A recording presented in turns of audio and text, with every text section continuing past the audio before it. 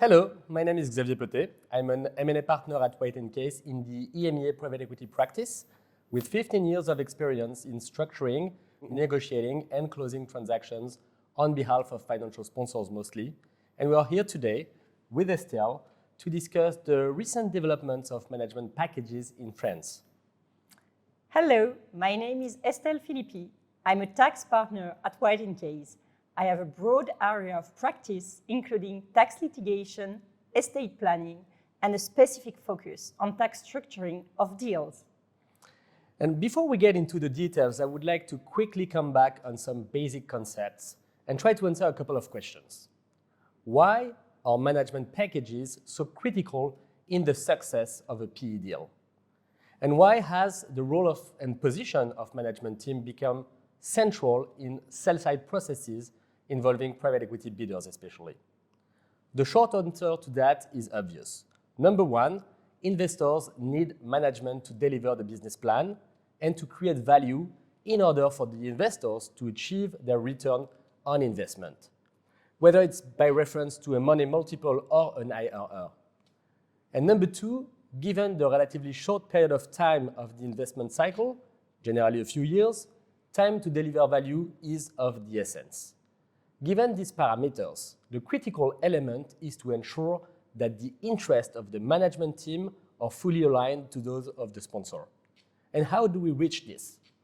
By ensuring that the managers and the investors are equity partners, equally interested on the value creation journey.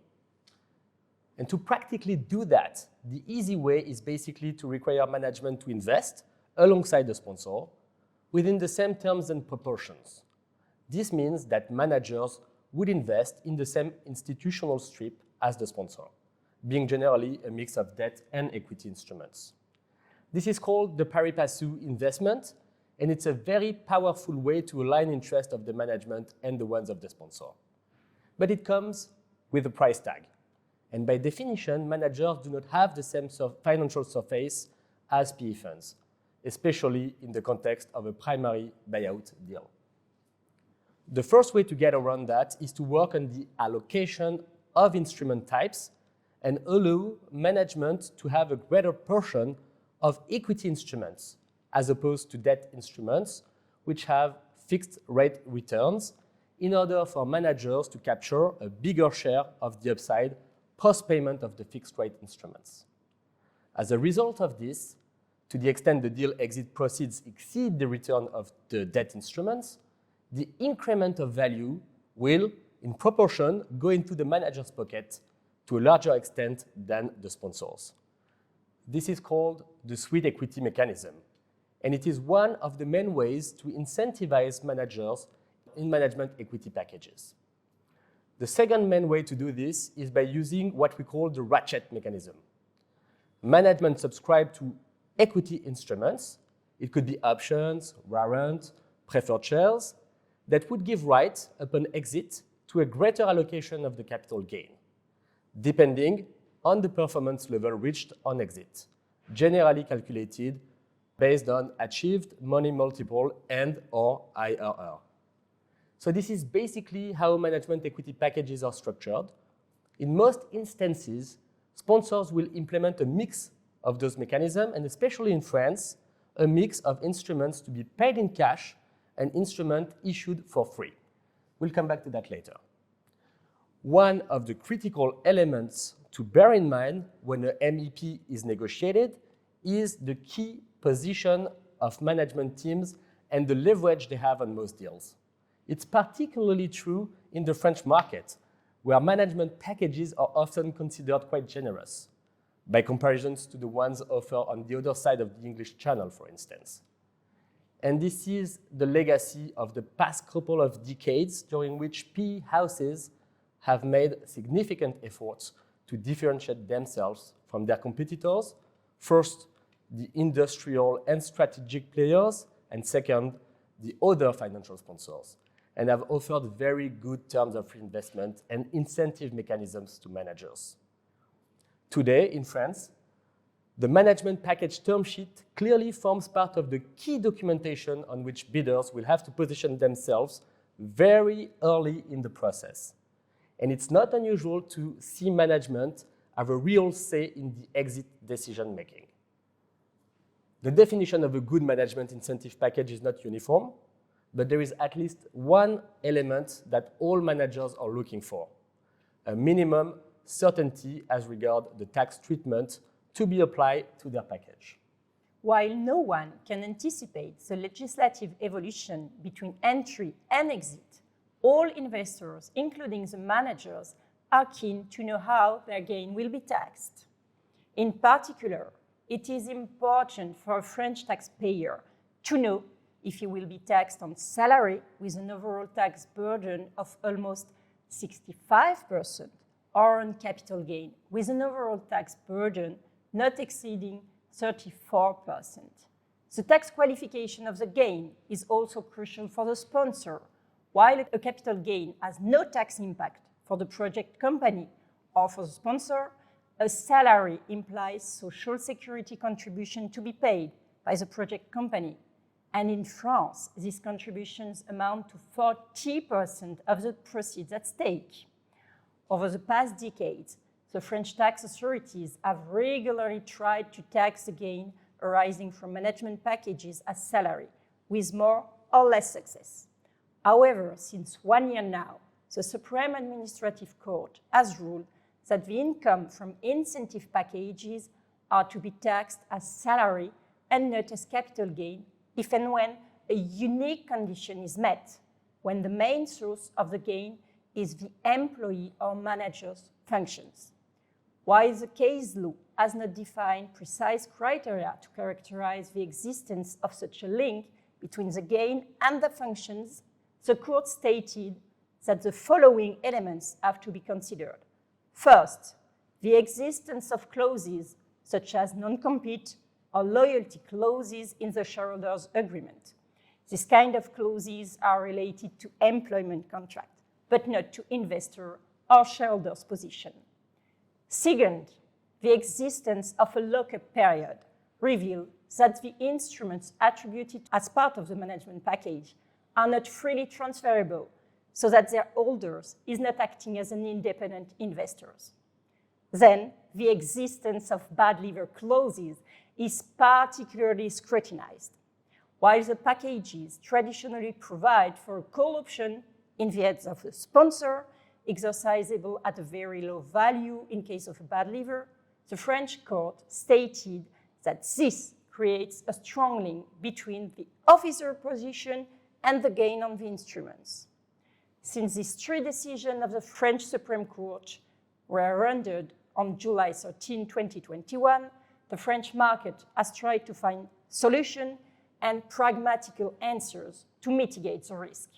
Indeed, it is not reasonable to imagine concluding a deal with no management package, and the French legislator has not been willing yet to modify the law so that the level of uncertainty around taxation of management package remains high. And although in practice we have only come across limited situations where packages already in place have been amended or renegotiated since last summer, what is clear is that all new packages are obviously designed in a way to mitigate the risk of taxation of package elements as salary. What does this mean in practice? And is there a really deep change as compared to the old packages? First, new packages are still structured by using the same instrument: ratchet shares, sweet equity, and legal regimes such as free shares.